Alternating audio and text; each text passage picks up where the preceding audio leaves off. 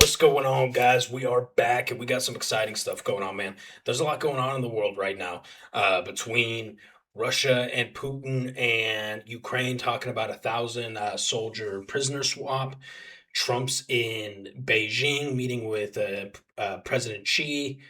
There's a lot of cool stuff going on, but first we're going to open up with this new video that I found from coming from Forward Observation channel. I always want to say Forward Observation Group because that's a brand out here. I don't know, is it the same guys? I'm not. I don't know.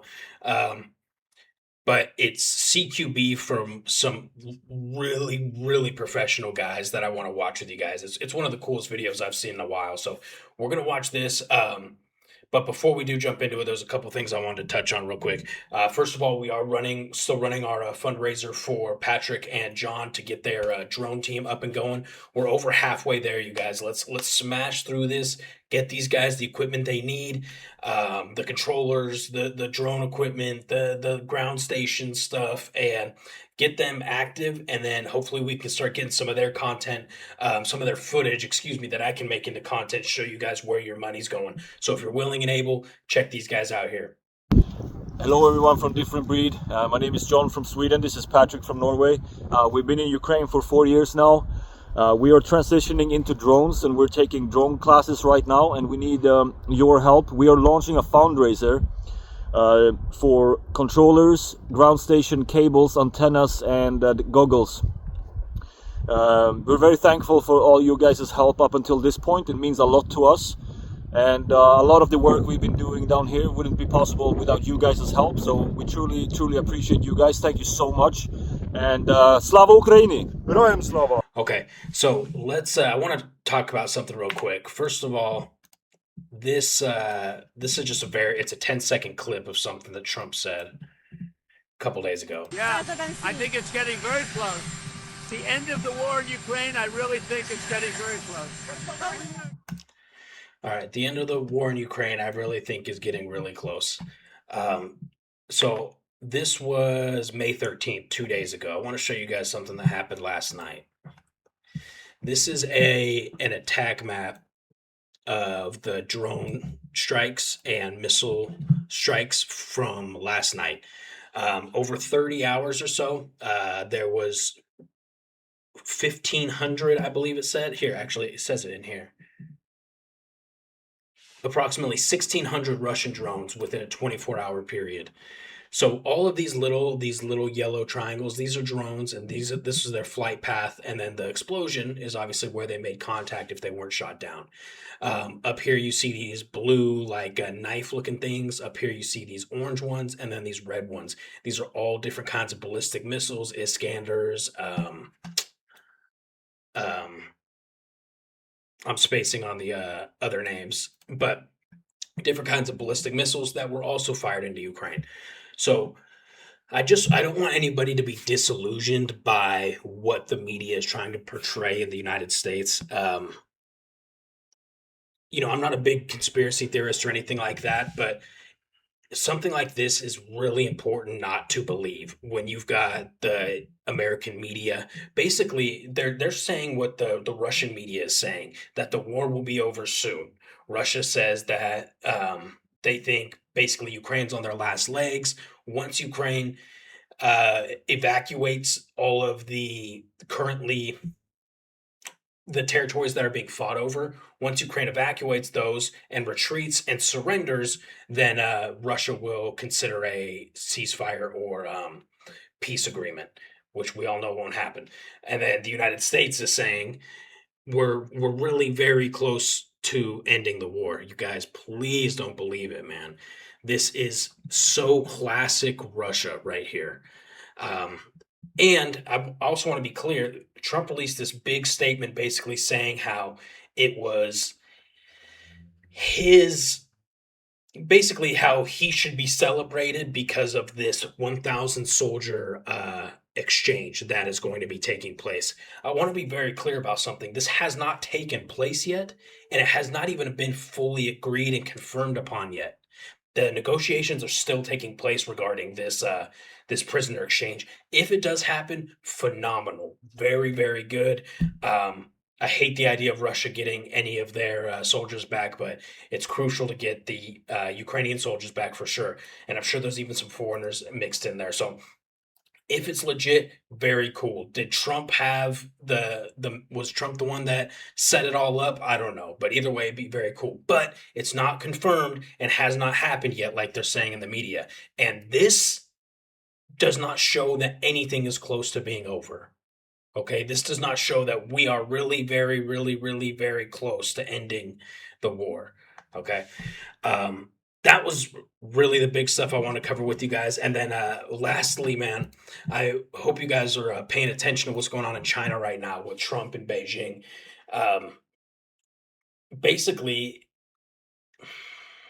basically, things aren't going super smoothly in regards to there are some things that have been agreed upon between China and the US, which isn't a big deal because there have been some really big agreements that have taken place between China and the US. And then, literally, like 3 days after the United States administration leaves China, China says, oh, wait, never mind. We changed our mind. So, any agreements aren't that big of a deal to me. If anything good comes out of it, phenomenal, great, fantastic. But the one thing that I noticed is the Taiwan situation. President Xi made a quote that he said this Taiwan negotiation is basically going to be one of the, if not the top conversation piece of these talks between China and the U.S. And Trump has yet to acknowledge that that's even being talked about at all. So Xi released a statement saying if the United States interferes with what's going on between, or what will be taking place between China and Taiwan, there will be conflict. Point blank, period, full stop. So, in my eyes, and I think any economist or any strategist or even any historian would say, okay, so China just told us it will be war if we refuse to let them just walk in and invade Taiwan and take all of the technology that would arguably make China the number one global superpower at that point. Arguably. That's a big deal, dude. And I've had some people in the United States military, they've been telling me for the last 3 years, they said, we're preparing for war with China by 2027. This has been pretty widespread, right? I've seen this on Fox News. I've seen this on CNN. War with China in 2027, question mark. And I was like, yeah, right. I doubt it. I doubt it. Up until this most recent meeting with Trump and Xi, where I can see neither are backing down. At least, well, Trump isn't acknowledging anything regarding the Taiwan situation, and Xi is saying, stay the F out of our dealings with Taiwan. So that's crazy, dude. I think we're going to be having some really big news coming out of this as they finish up these meetings in Beijing. Anyways, I know that was a long, that wasn't an intro. That was just part of the video because I wanted to talk about that stuff with you. It's really important to me. And I think it should be for you guys as well. Making sure, not as much about the China stuff. Of course, being up to date is always important, but specifically about Ukraine, man. Do not believe the BS that somehow there is some kind of agreement coming together and there's a ceasefire in talks. No, dude. Putin just killed 20 civilians and injured many, many more just in the last handful of hours right after they released these statements of things are going really well. So, anyways, let's watch these guys, man. This is epic. I want to preface this as well. These are top tier dudes. I don't know who these guys are. I don't know if they are actually enlisted or they're active duty, whatever. But you can tell these guys are high speed.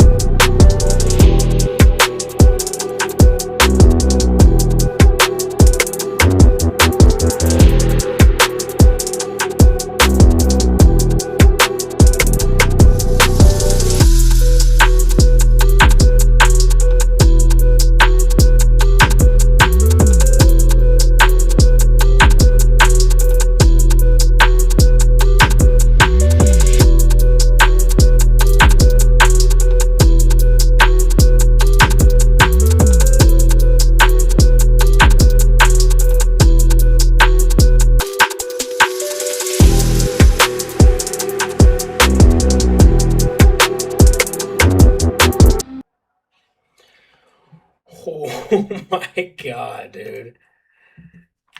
How sick was that? Legendary, right? I hope the music isn't copyrighted, so I can play it in its entirety. Otherwise, I'll put some other music over it. But regardless, the way these guys move, dude, is absurd. Um, I'm really curious who these guys are. If they're active operators, if they're veterans, um, because the way they move, dude, is unreal. There's so I have I have limited experience with CQB, right? Nowhere near. I want to be very clear. Nowhere near this level. Oh my gosh, this is like CQB wet dreams, right?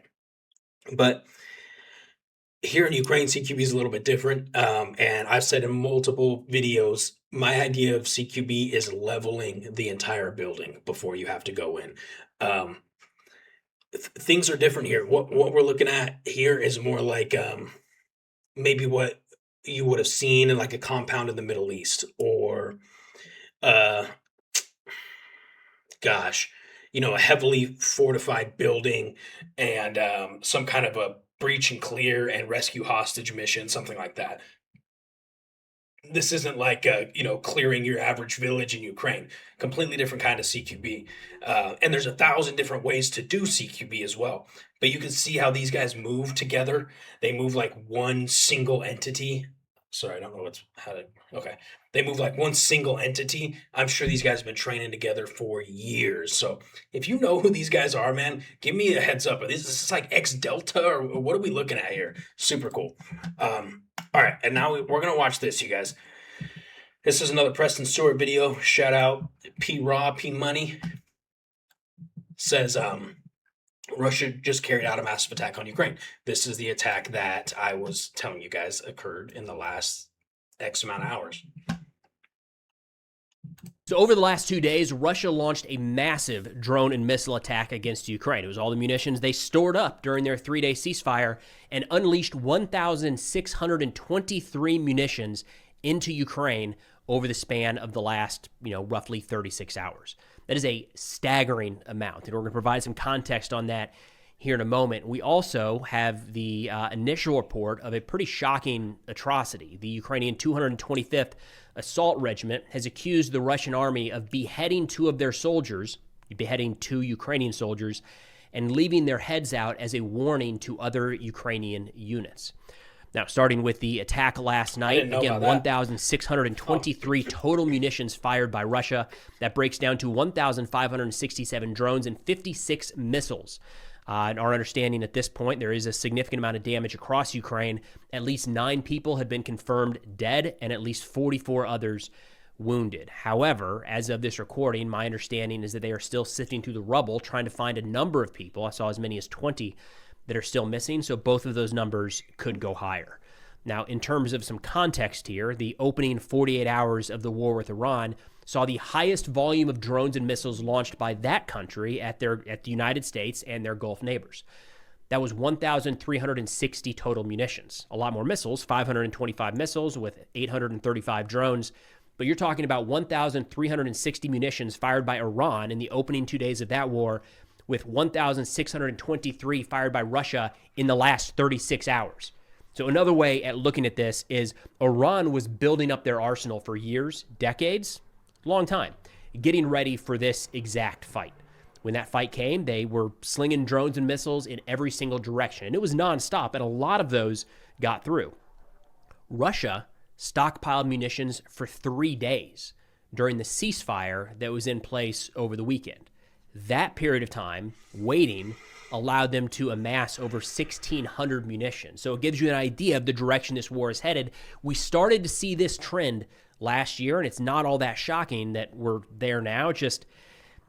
It's going to be a real challenge for Ukraine if this volume of drones and missiles continue for the foreseeable future. Now, a Ukrainian analyst here, Mirshakov, talking about this, said, quote, "In fact, it was expected that the Russian scumbags would break the daily record for the number of launched drones, because they've accumulated more than 1,000 of them during the ceasefire. Plus, they've already accumulated several thousand before that. In the future, I think they will practice this once." You guys notice that these buildings that are hit, almost everything that we've seen, none of it was military? Every few weeks, launching more than 1,000 drones per day. They are unlikely to do it all at once because the number of launch points has not increased yet, and this leads to limitations on the number of simultaneous launches. Now, something I want to clarify here real quick. I think a lot of times when people hear drones, they think of small little drones. What we're talking about here are the Shahed and Gerbera style drones. These are like small cars. They're cruise missiles. They look a little bit different because they've got these wings, kind of a V shape in a way. But this is massive. I'll put up some pictures of the size of these. So when we say, in the events of the last 2 days, 1,567 drones, a lot of those were these. They're huge, right? Even if that thing doesn't detonate, and most of them do, even if it doesn't detonate, it can cause a lot of damage. And what we saw in Ukraine over the last couple of days was significant damage throughout much of the country. Now, the Russian Ministry of Defense says that they did accomplish all of their objectives. They said their focus of this strike was against enterprises of the Ukrainian defense industry, military airfields, fuel and transport infrastructure that supported the armed forces of Ukraine. Russia says that all targets were defeated and all of the assigned facilities were neutralized. Ukrainian President Zelensky, speaking to this, said that Sure. Unless they're keeping these military defense manufacturing facilities within civilian apartment buildings, I don't think that was their only target. Drone interception rate was 94%, Wow. meaning they shot down or jammed 94% of the drones inbound. Missiles interception rate was only 73%. So, the understanding here is that Ukraine's challenge is, at baseline, these munitions flying in are a problem, but they're able to shoot down a lot more of the drones with a couple different means of doing so than missiles. So Ukraine has been asking and continues to hammer the drum that what they need in terms of assistance from the West are ballistic missile interceptors, things like the Patriot that would be incredibly useful for Ukraine in shooting down some of these Kinzhal and other missiles coming into Ukrainian airspace. Now, the drone interception rate at 94% is pretty impressive. In fact, I haven't seen the exact numbers from the opening days of the war in Iran, but I would not be surprised, based off the number of impacts that we saw, if U.S. and our allied interception rate was below 94%. Yeah. That is very high, especially when you're talking about, again, 94, I think it was last night was over 750 drones fired. So when you're talking about 94% interception rate, hundreds and hundreds were shot down. So when you look at that volume, there's to be blunt, there's no one else in the world right now dealing with that volume of incoming munitions with that high of a success rate. There's a reason that a lot of these drones and interceptors are being sought after by our allies in the Middle East and folks all around the world. Now, Zelensky said that he instructed the armed forces of Ukraine and special services. Yeah, he makes a really good point there. In the earlier days of the war, Ukraine was kind of leading the internationally as far as drone technology goes. Between Russia and Ukraine, they were going back and forth, leading the world in drone tech. And it's been pretty well publicized at this point over the last 2.5 years. Ukraine has been globally dominating the drone industry because they have to. It's not only dominating the drone industry now, absolutely dominating the air defense industry. Not so much surface-to-air missiles like SAMs, Patriot missile systems, stuff like that. But still, a 74 is a much better percentage than it was at the beginning of the full-scale invasion. But air defense in total, missiles and drones, being a 94%, he said it, is outstanding. To propose possible formats to our response to this Russian attack. So we should see something new. The way they're framing this is not just we're going to launch another attack at Russian refineries or maybe hit an airfield, but something very specific as a direct response to this Russian attack. He added, quote, "It's also very important that the world not remain silent about this terror and stand with Ukraine." Here's the thing. The world's not really paying attention. I wish it was. Trying to do our best here to provide information for the people that are still interested in covering this conflict and following it and understand what's going on, because I think it's really important. But when you look at traditional media coverage, it isn't there. So today just pulled up, I think, two of the top news organizations here in the United States, widest circulation, New York Times and Fox News. Try to grab one from each side of the aisle. And scrolling through this, there's just nothing. So again, last 2 days, 1,600 munitions fired by Russia into Ukraine, and nothing, like at all. I don't think it's mentioned one bit. I couldn't find anything. Now, maybe I glossed over it, but I think at this point, it's pretty safe to say that it was not a leading topic in the Wall Street Journal. And I get it. We're not directly involved in this fight, but it's pretty important to the United States, right? And again, you're not just talking about like a deadly night. We'll go over to Fox News. It's not just a deadly night in Ukraine. You're talking about the largest drone and missile attack arguably carried out since the war began. That feels like the type of thing you want to report on, especially because the United States is dealing with those exact same drones in the Middle East. I mean, the source of these drones is Iran. They're the drones that went after and killed American service members in the Middle East. Those are the ones being fired last night into Ukraine. It would do us well to pay attention to that and figure out how we can get to a 94% interception rate, especially at these low-cost drones. I feel like this entire website is just ads now. So true. Amazon sells outdoor pizza ovens plus 11 more unexpected finds. What is that? What are we? It's been a while since I've been over here. I think it's...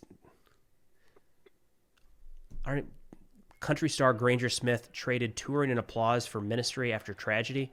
I feel like I'm on a different site at this point. Anyways, pretty safe to say that neither Fox News nor the New York Times are spending any serious coverage of what's happening just in Ukraine overnight. This is a travesty, and it makes me so angry with Western, supposedly democratic, free nations. We're currently witnessing the most egregious attack on sovereignty, and freedom to a country in decades, if not ever. And just like Preston said, it is just getting glossed over at best.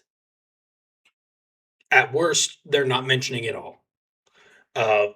So it's funny that he did this with the news headlines, because I did this morning as well. It's 5 a.m. here in Ukraine, and there's currently drones attacking. That's why I'm up. And I started looking at the headlines. The first 6 headlines that I saw were about Trump taking a sip of wine that at this meeting with Xi at the ceremony, the gathering, having a sip of wine because he is supposedly sober. He doesn't touch drugs or alcohol. So the left is arguing like, he's a liar. He does drink alcohol. And the right is saying this shows his commitment to the country, that he is willing to put his moral standards aside to make peace and agreements with China. Dude, who cares? Are you kidding me?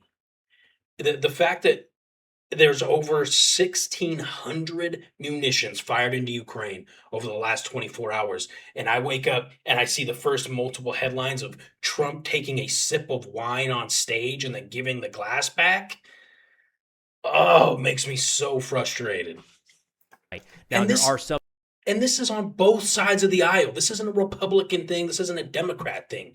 They're both on to other things. So I agree with what President Zelensky said there. It's important for the world not to remain silent and to remember what's happening right now. Unfortunately, when we look at the actual coverage, the fact is that most people are not paying attention to the largest land war in Europe since World War II. Now, shifting over to a pretty shocking story just released a few hours ago by the Ukrainian 225th Assault Regiment, where they accused Russia of cutting the head off of 2 of their soldiers. Now, this is the initial report. We're seeing it circulated on a number of Ukrainian channels. The footage is pretty grainy. And the initial footage that I saw was blurred out. So you're already looking at blurred footage. I'm not going to spend a lot of time trying to find the source footage on this, because that's not healthy to do that. I will do my best to pay attention to the story to find out if we get any verifying information. But the 225th Assault Regiment accused Russia of their soldiers, quote, while carrying out a combat mission, 2 soldiers of the 225th Assault Regiment encountered an infiltrated group of Russians. Rejecting the offer to surrender, our comrades engaged in a battle against the overwhelming enemy forces. Having exhausted their ammunition, the assault troops of the 225th switched to hand-to-hand combat and were killed. Afterwards, the commander of the Russian group ordered to cut the heads of the fallen and display them on the roadside for demonstration. The occupiers carried out the order without objection. The Russian negotiations were recorded in radio intercepts. The crime was also documented not only by the reconnaissance of the 225th Assault Regiment, but also by other units of the defense forces stationed on the front line. The 225th said, quote, we know which specific unit committed this crime. We will retaliate in accordance with the rules and customs of war. We will kill all of you. Now, again, we'll wait for more reporting on this. This would not be the first time that we've seen a beheading carried out by Russian forces.